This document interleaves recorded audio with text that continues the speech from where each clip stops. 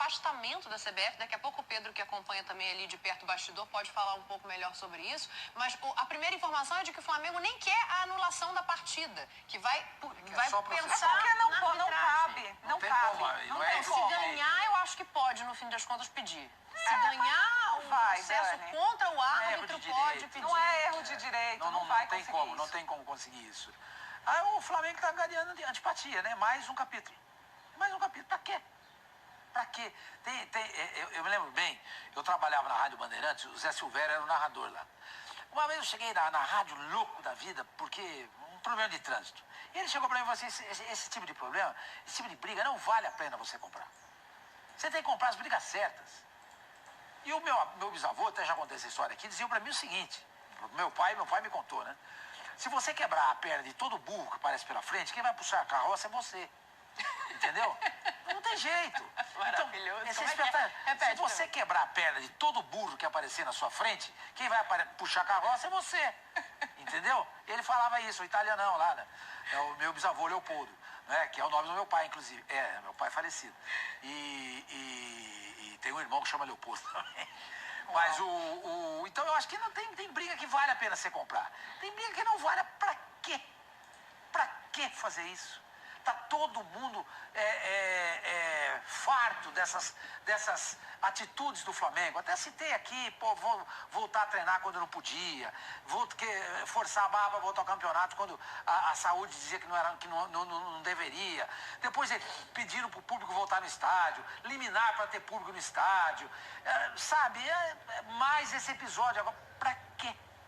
O Flamengo jogar pra torcida. Eu escrevi um texto pro blog uma vez dizendo o seguinte, que do mesmo jeito que eu escolhi torcer o Santos quando eu era moleque, por aquele time do Pelé, hoje muita criança, os Bruninhos da vida, sim, podem escolher o Flamengo, porque o Flamengo é um time, dá gosto de você ver jogar. O presente não é bem assim.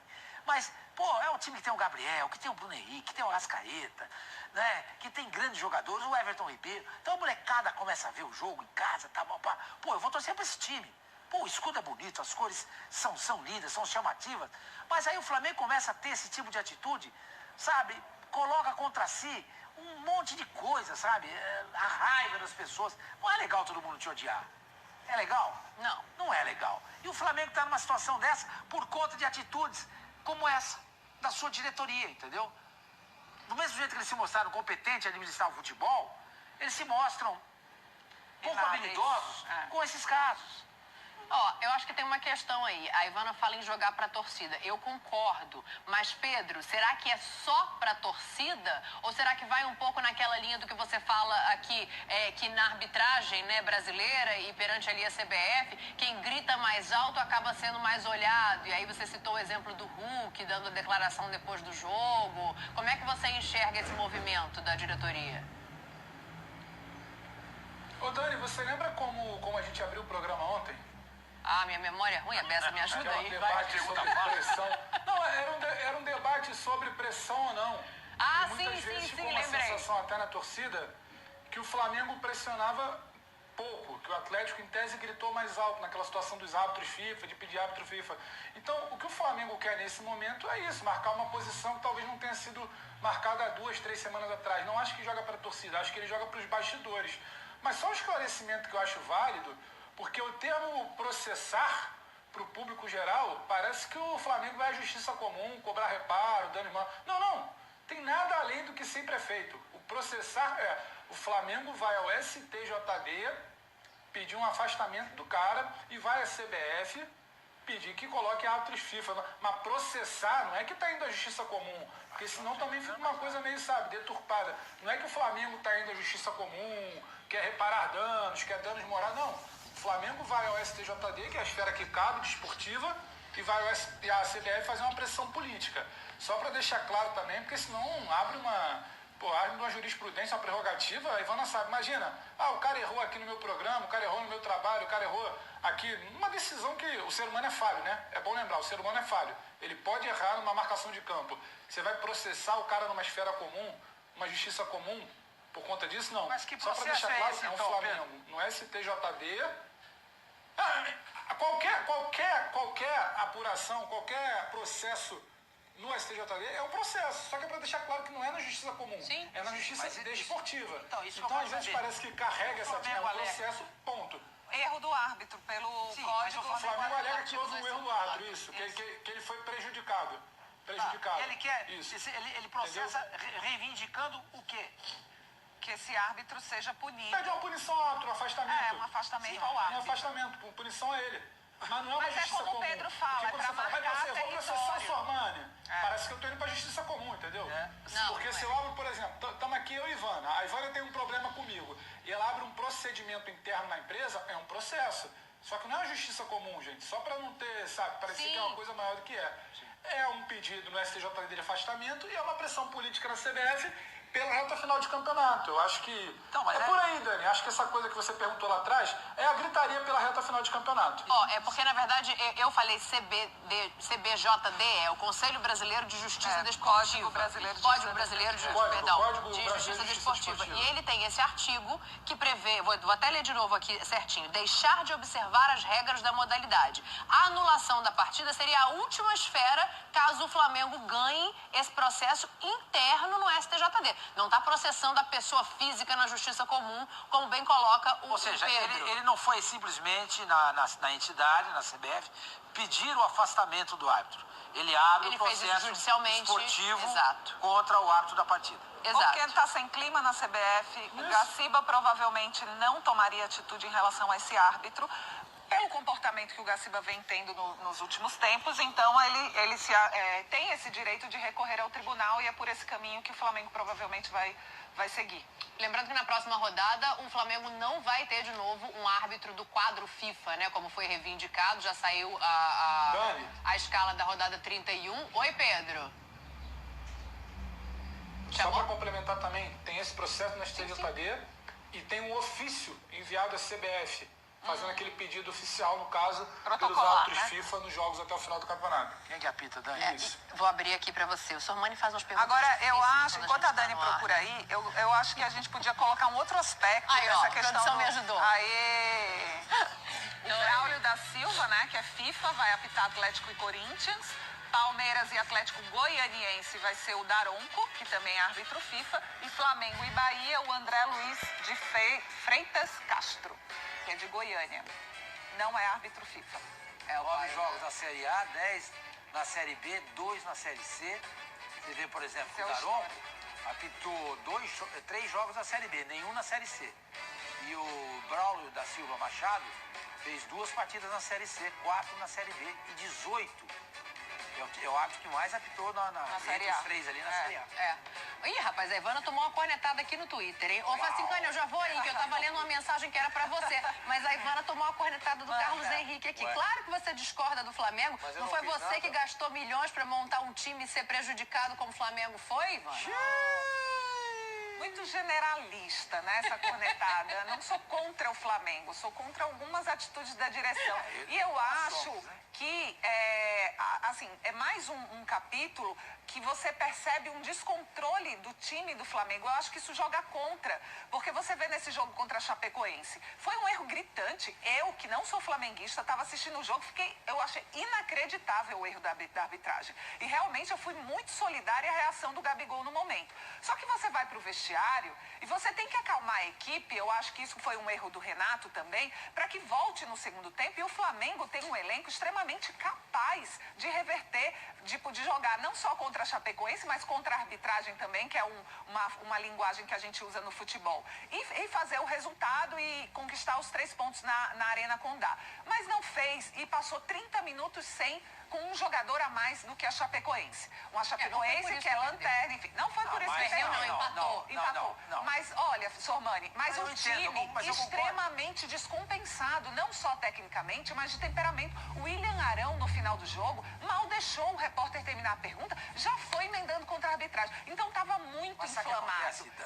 Mas você tem que ter foco para você pensar no que você quer. Se você ainda tem a mínima chance de conquistar o título brasileiro, de correr atrás, você não pode se deixar que você se abale depois, que a diretoria faça isso depois, no momento que a equipe vai lá, se reestrutura e joga. Só que a equipe está desestruturada, aí a diretoria fica olhando para trás o tempo todo em relação a isso.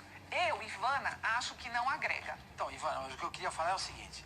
Você sai do calor do jogo, onde você foi visivelmente prejudicado pela arbitragem. Você teve o lance do Gabriel, teve um impedimento, teve um pênalti não dado, teve impedimento do Michael, e o pênalti não dá. Pênalti não dá. Aí você olha rapidamente para trás, assim, em retrospecto. Então, você lembra do jogo Cuiabá, que teve um gol mal anulado do Michael e teve um pênalti em cima do Vitinho. Tô lembrando desses dois aqui rapidamente. Chega uma hora que você não aguenta mais, pô. Você não aguenta mais. Então, quando acaba o jogo, o jogador vai ao microfone, como foi o caso do Arão, e ele vai lá e solta os cachorros. Entendeu? Solta os cachorros, vai lá e reclama. Arão, mas então, exemplo, esse nervo à flor da pele não ajuda. Não, mas é porque a gente não tá vivendo. Aí eu acho que eu coloca entendo. no lugar dos caras. Tudo bem. Sabe, é um campeonato que tá se perdendo. Você entendeu? O prejuízo ao Flamengo na questão arbitragem no Campeonato Brasileiro é muito grande. Isso, né? Só para encerrar, Facinca, desculpa, passo já para você. Eu vi uma matéria hoje, acho que foi no Globo Esporte, no GE, dizendo que nos 11 jogos sem o Arrascaeta, foram 4 vitórias, 5 empates e 2 derrotas. Um aproveitamento de 51,5%.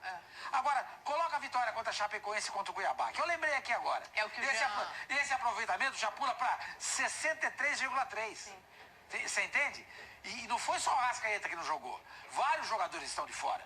Então parece que existe uma Arrascaeta dependência no Flamengo. Claro que ele é importante. Lógico que sim. Mas vários jogadores machucados. Por isso o time não consegue jogar bem. O time está com os nervos à flor da pele. Porque a arbitragem não tem sido feliz nas decisões dela. E não só contra o Flamengo.